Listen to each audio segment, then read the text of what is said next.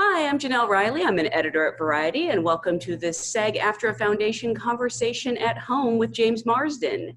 Today's guest is a four-time SAG Award nominee for his work in Hairspray, 30 Rock, Westworld, and the Butler ensembles, which just gives you some idea of his range. He has acted alongside everyone from Anthony Hopkins to an animated hedgehog. Please welcome James Marsden. Thank you so much for being here. Hi, it was a pleasure to be here. I love that. The animated hedgehog and Anthony Hopkins. That, I think, probably encapsulates the range. I'm gonna write that down. What does he do? Well, he works with animated hedgehogs and Anthony Hopkins and everything in between. I love that. Very proud of that. I bring it up, though, because so many people have talked about how great you are in Sonic and how it's such a hard role to pull off because you're probably working opposite a tennis ball, you know? Yeah, I mean, with the future of the industry, it's going to be a good social distancing measure, right? I mean, I'll be opposite a tennis ball, which is going to be super safe. Yeah, it's obviously a very technical thing, but you figure out a way of having fun with that. I guess it's becoming my new niche. I'm the guy that works with animated rodents and in those movies. I think first it was Enchanted, then it was Hop, and now Sonic. Oh, that's very nice that you say that people enjoyed me in the movie. That was a lot of fun. I mean, it's not always easy to play. I guess he's sort of the straight guy, you know. I mean, but for some comedy to work, you always have to have somebody that grounds it in reality, and then the other characters that are a little more colorful, they get to really show off because there's a contrast there. So it was a fun movie, and all things considered, right? The sort of rough waters that the movie went through with the redesign and all that, I think it took a little bit of wind out of our sails through the process, but then boy, when it came out, it just struck the perfect balance. I'm very, very pleased with it, and I'm glad everybody enjoyed it. I always hear the same three things when people see that movie. They're like, this is so much better than I expected. It's a really good movie. Right. James Marsden is fantastic, and I can't believe I cried. Everyone cried. Oh, okay. Well, that's those are the boxes we wanted ticked, right? James Marsden is fantastic, by far the greatest thing in the movie, and we also made you cry. Yeah, that's well. I mean, I'm joking, but I was just as surprised when I saw it for the first time, and it was at the premiere, and Jim Carrey was sitting behind me, and Ben Schwartz was to my left, and Tico was to my right, and I remember collectively, after about maybe half hour, 45 minutes into it, we all looked at each other like going. Like we kind of did this quiet, like, this is good, right? Yeah, that's a nice feeling. It's a good feeling because you never really know for sure when you're doing a film that's, like live action mixed with animation has always been a tricky genre, right? And there's probably a lot more examples of it not working than there are of it working, and I think. The challenge is to not over pander to, make it a kiddie movie, right? So that adults are just bored to tears. So that there's intelligent humor, there's action sequences and set pieces that are exciting for adults that are there with their kids. But there's also this kind of, sweet, big-eyed little blue guy who's charming and needs a friend. And so it's a delicate dance to navigate, and I think it struck the perfect balance. I was like, this is what a Sonic the Hedgehog movie should be. We got very lucky with that. The scene that everyone gets emotional when you're like holding Sonic, I was saying like, not since Wilson in Castaway, right over Wilson, have I gotten like so worked up over a non-existent creature. That means more than you know, and it's a testament to the filmmakers. I mean, Jeff Fowler really did go in and, he was a great guide in this, and he was adamant on, we don't want this just to be, an amusement park ride, right? We want there to be a heart. That has to be the center of the whole thing. And now you don't want it to get overly earnest, right? Because then, the eyes start to want to roll back a little bit, right? But if you operate from the place of, the soul of the movie, the core of the movie is heart, friendship, family.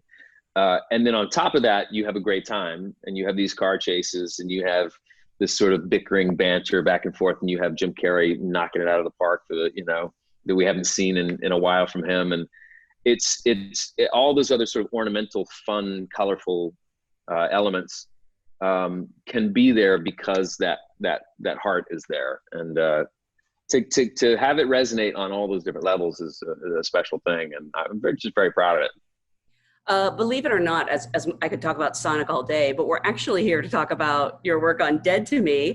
But I always like to start by asking, how did you get your SAG card? I stole it.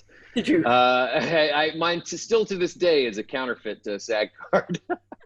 It's a fake career. For 27 years I've been doing it, and no one has found out until now. I got my SAG card. I can remember the times when it was almost taken away from me from bad performances more than I can remember how I got it. That's a joke we do on set when you feel like you have a bad take. When you just feel like, oh, that was terrible. What was I doing there? I just hear SAG coming up going, James, yeah, we saw that. We're going to need your card. We're going to need your SAG card back.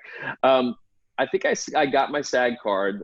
My very first job as an actor was 2 lines on the pilot episode of The Nanny with Fran Drescher. I don't know that qualified me to get the SAG membership, because I might have gotten Taft-Hartley'd with what right after that. Oh, I think it was, they brought me back for an actual full episode. Once they got picked up for 6 episodes, I came in and was a full day player in one episode. So I think it was The Nanny with Fran Drescher. So in 1993. Just to love that show.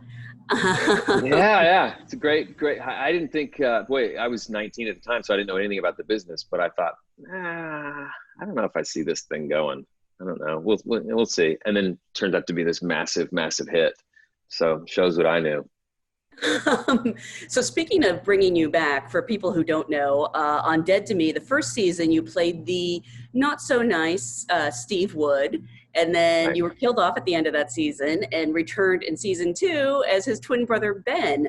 I actually want to go back to the beginning. Initially, what attracted you to the project when you were offered the role of Steve?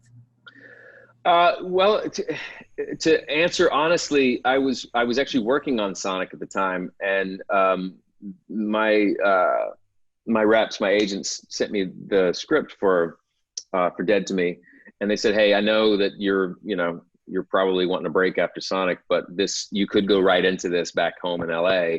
And it's Liz Feldman, who's just, obviously I knew her work and she's brilliant, and Christina and Linda, a great company. And they want you to play this sort of bad guy, douchebag character.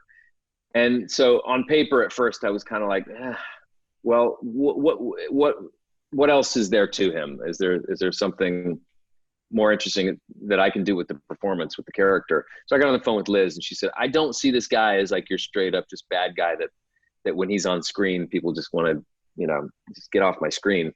I think you can have some fun with him.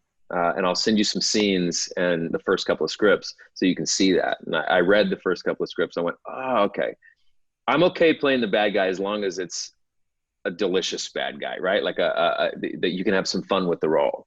I like when you're playing a villain that there's an element to, expose the sort of, I don't know, the confident idiot that they are, or the buffoonery that they're that lives underneath that super confidence.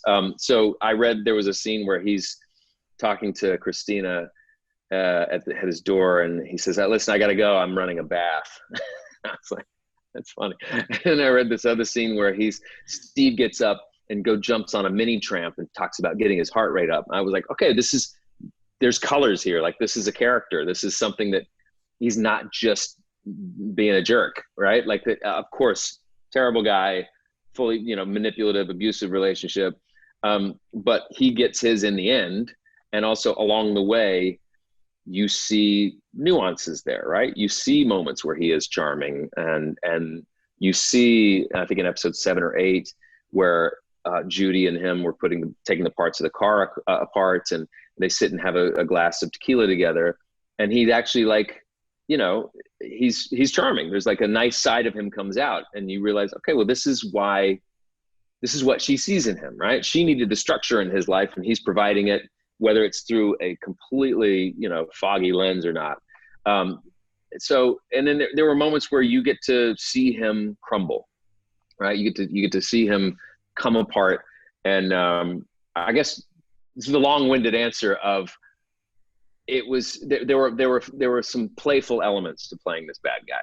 And that was what was exciting to me. And then by the end of the shoot, by the end of the first season, I had so much fun being a part of this team that I wanted to wedge myself back into the season 2.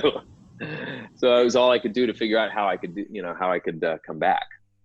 Well, and from what I understand, there wasn't a Ben in their minds when they started this show, but then I guess they were so fond of you. Did you sort of joke that they should bring you back, and they did? We had such a good time on the first season, and I think you're right. I don't think Ben was something that they were considering or even thinking about. And Liz told me, she said, I had such a great time working with you. You are I didn't know you before this. And she said, you are, not that I thought you were like Steve as a person before we did it, but you are so not like Steve, and you're such a joy to work with that I would love to figure out a way of continuing with this. But it started with me sending her an email congratulating her on the success of season 1, and then really pontificating and going on and on about how I've been Googling the possibilities and the probabilities of, can someone survive a gunshot wound, massive head trauma compounded by drowning? What are the probabilities that Steve can come back? Because basically, you know, I want to be a part of this family again. So I did it sort of in a playful way, but she knew I was serious too. Like, I'd love to do this again if we can figure something out. No pressure, but it was fun. And usually, you know, it takes a lot. Like, you can have everything on paper line up perfectly, right? Great filmmaker, great actors, great script, whatever, and still the project cannot work. And sometimes you have all those things and it explodes and it just becomes something really special. And I think that formula is what everyone seeks out. And so when the show worked when the first season came out, I think everybody collectively was like, this really works. How do we keep this all intact? And Liz called me back a couple of weeks later and said, what about a twin brother? To which my response was, one, like, immediately I laughed and then was excited about the idea of playing something completely different from Steve. And then I started to get worried. I was like, can I pull this off? Is this something that's going to feel like a cheap gag, like a, you know, kind of classic soap opera trope? And we had conversations, and Liz was kind of like, let me tell you about who I see, how this guy is. He's got this heart problem, but his soul and his heart is very good and very different from Steve, his brother. You know, he's kind of a little more insecure. He's kind of trips over himself and tries self-deprecating humor that falls flat. So she started illustrating all these elements to Ben, which were in stark contrast from Steve. So I got excited about it. She said, and I want to lean into that whole twin thing, right? That it's kind of like oh, come on, this is how you're bringing him back. She said, I want to kind of lean into it and have fun with it. And so I was like, hey, I'll take that chance and the risk when I have a filmmaker like her, you know, looking after you. Ben is so different from Steve. I mean, I think it starts with the bad dad jokes that he's always telling. You know, you're just like, this is a completely different person. It's almost like, it's actually kind of jarring when we see flashbacks of Steve. And then Ben, was it odd for you to play scenes with your usual scene partners, but as a completely different character? Yeah, I mean, I guess, I don't know. I guess I approached playing Ben as almost like a completely different project, right? Like I had to erase my memory of Steve. I had to erase mannerisms of Steve, and, you know, and I just approached it like it was a new job, like it was a completely new script, new story, new, obviously I'm there with Christina and Linda, and but I don't know. I think there was enough in the writing that was so different that allowed me to really kind of carve out a character that, like you said, is in real contrast to Steve. And I think those flashbacks help, because there for the audience right in front of them is on display. Oh, this is not my memory of Steve. This is, I see him right now. And then I cut back and see sweet Ben, who's kind of dopey and dorky. And then, so in those moments, you can see the sort of gap between the two characters. And that's always helpful. But there were moments on set when I would get a little comfortable, whether it's like a scene that started turning into a little bit about improvisation with Christina. And I remember Liz coming over to me after a take, and she said, "Okay, that was so charming and so funny and so charming what you just did. But when you get charming, Jimmy Marsden comes out." And and there was a component of Steve that was in part of his manipulation tactics was very charming. Mm-hmm. And to me, charming is confident.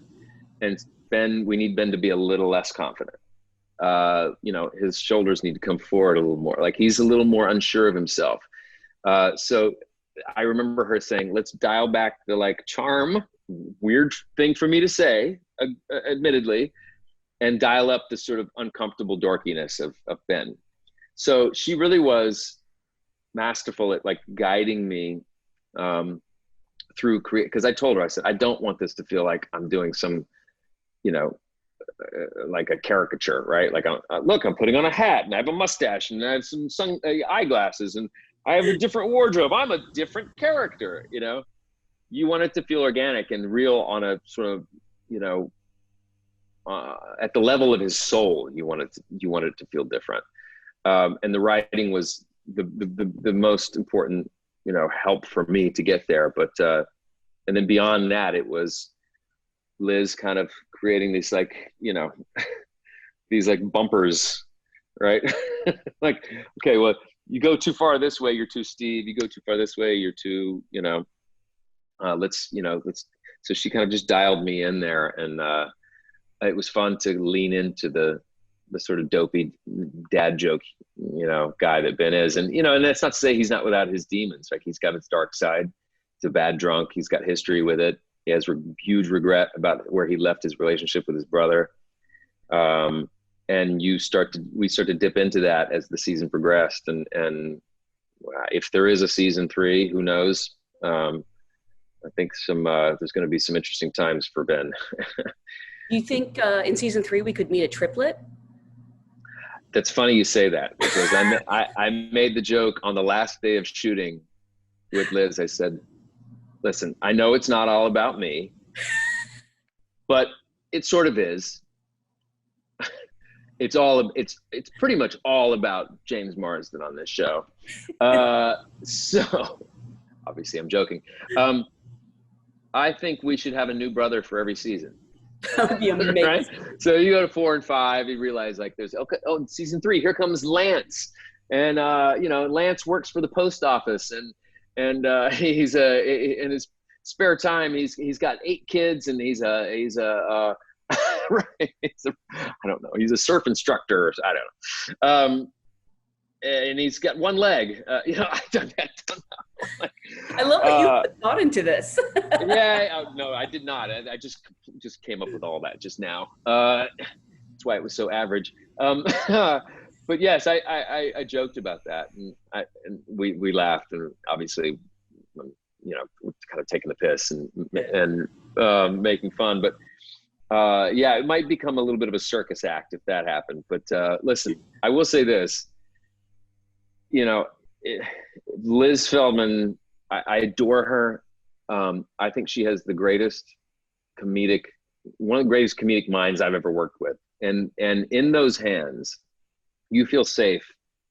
You feel safe enough to try things you normally wouldn't. because you know she's not going to make you look bad. You know she's going to create an environment for you where you can feel safe to fall flat on your face with an idea that may not have worked. So creatively, if she says jump, I say how high. So if she did come back and say, hey, we're going to do triplets, I'm going to be like, all right, I'm all in. So she is my guide.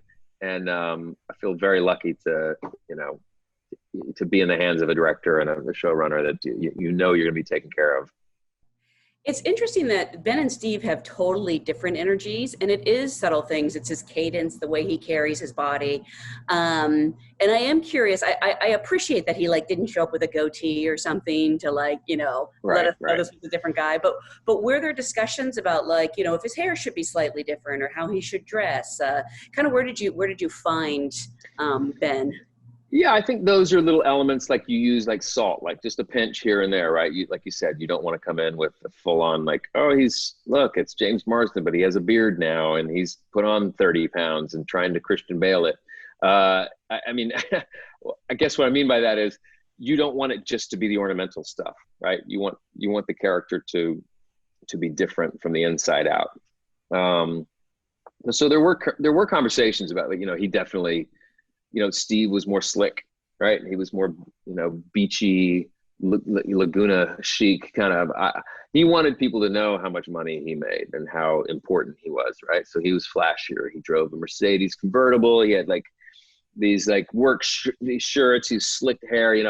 Ben was just a little more. There was a nebbish quality to him, right? He was a little more like, yep, I've been living in my brother's shadow my whole life, and my mom, I've been relatively invisible to my mom because I'm not viewed as the hotshot golden child. I'm viewed as the one who's had a complicated heart problem his whole life, and not as confident and not as quick-witted and not as sharp, and so he's been a little forgotten his whole life. And what's interesting to me is those kind of personalities are usually the ones, those experiences are usually the ones that foster compassionate people, empathetic people. And I see Ben as, although his heart physiologically is not as strong, his heart, his character, the core of him is a better human being, a kinder human being than there is with Steve. And that's not to say, like I said, he does have his demons and his struggles, but I do think he's a good person. I think he wakes up in the morning and tries to do the right thing, even if no one's looking. And so that was the real foundation and the kind of constitution of his personality that was in stark contrast from Steve. You've had such a fascinating career, and I think the Steve-Ben dynamic actually is sort of indicative of it. I feel like we first got to know you in serious roles like X-Men and The Notebook, and then you showed us you were this comedic genius and things like Enchanted, and you kind of went into comedy, where you almost kind of parodied your previous persona. Was comedy something you always wanted to do? Yes, it was, yes, I love comedy. First of all, I thank you for saying comic genius. I'll have to argue with you on that point, but but I'll take the compliment. But comedy has always been something that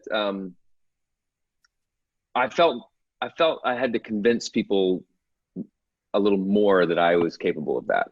Right? Like I think the industry early on, it was easy for them to kind of put me in the category of you're sort of, good looking kind of vanilla guy, there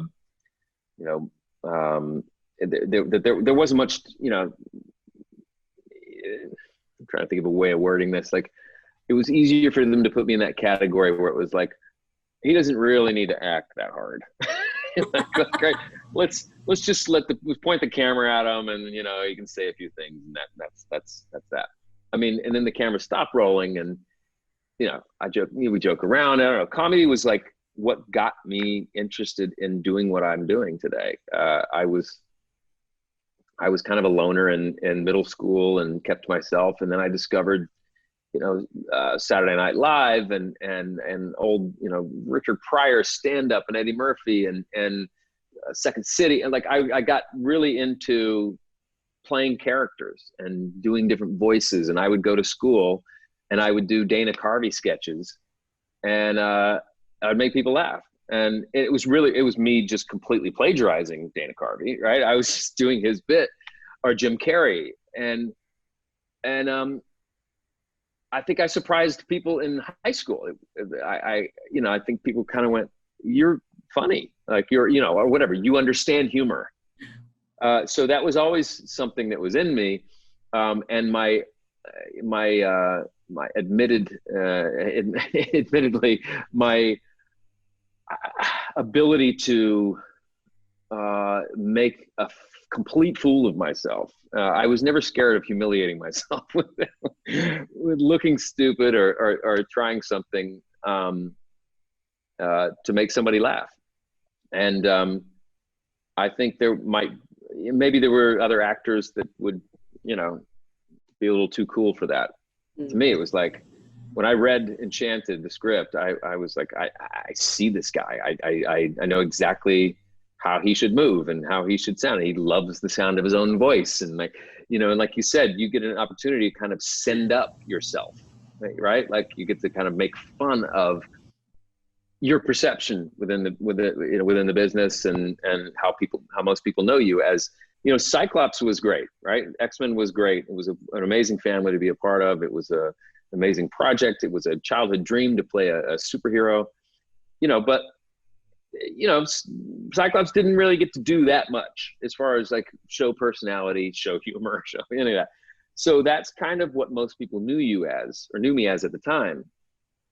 So the expectations weren't there that I could, one, be funny, two, sing. So when the opportunity for Hairspray and Enchanted, for them to come along and for me to feel like I'm doing stuff that really is more who I am. I'm way more those guys than I am Scott Summers. And I'm way more comfortable playing those characters and kind of, going for it and being over the top and unabashedly so. It's certainly more fun for me. And, I think that kind of surprised people. It's like, I didn't see him as that guy.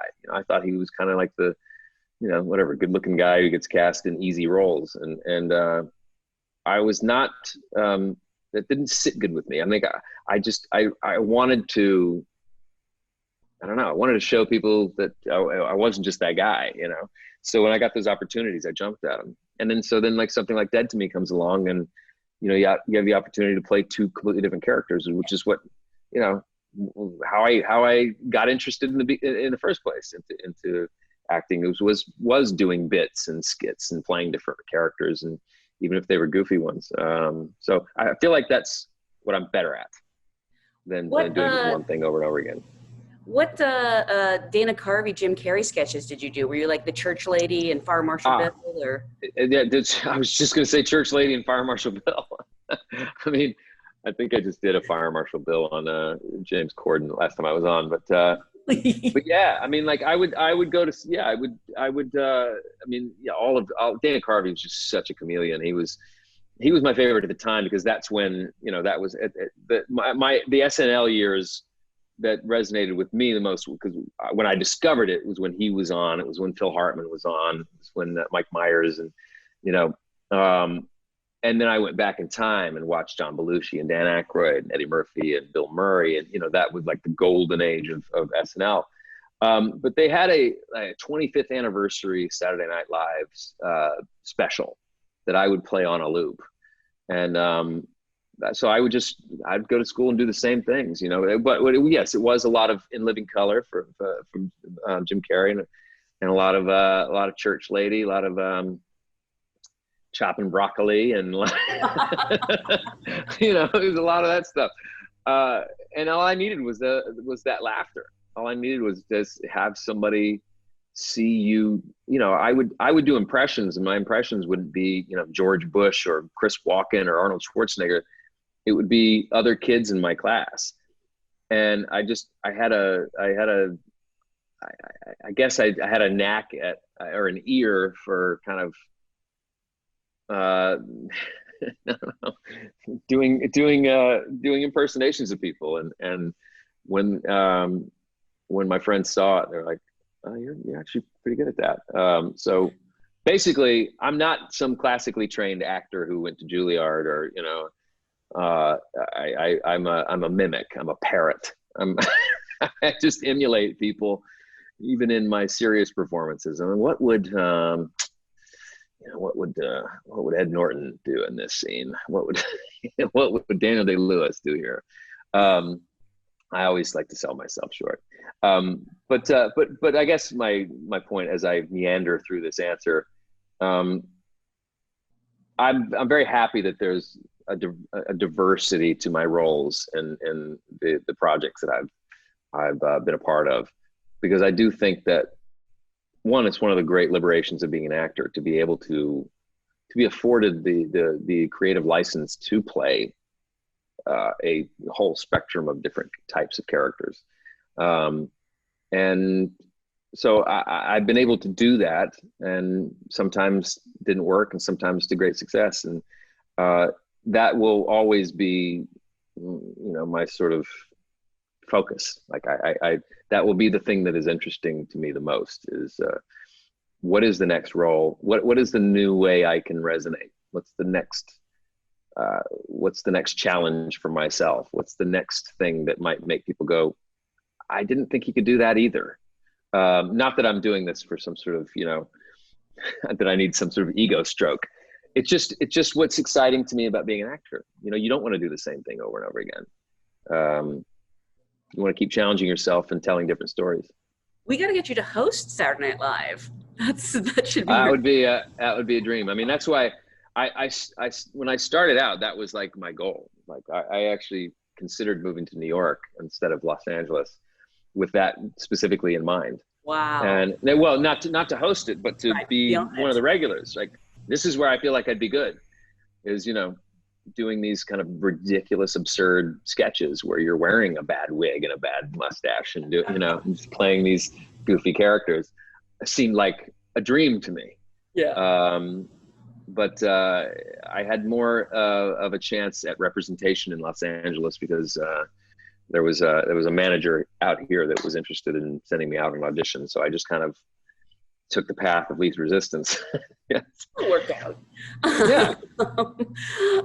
Before we go, I want to remind everyone watching at home, for information on SAG-AFTRA Foundation's COVID-19 Relief Fund, you can look in the comments. And actually, I don't know if you can say anything, if you do know anything, but has there been word on a season 3 of Dead to Me? I know about as much as you do. We haven't been renewed. If I had to bet, I would say it's probably in the pipeline. But nothing's been announced yet, and I don't really know much, nor do I know anything about where the stories are going to go. But based on where we left it, you can count on it going to, more hilariously perverse situations. Just when these poor people start to find their footing and find some sort of comfort that it's going to be okay. Nope. Liz Feldman goes and just turns it upside down, which is, sort of, it's emblematic of the show, and it's what, that's the kind of trademark of the show. It's like, life will keep throwing stuff your way, and magically, and this I think is a testament to Liz Feldman's genius, she will harvest humor from those situations, and laughs will spring from those really perverse circumstances.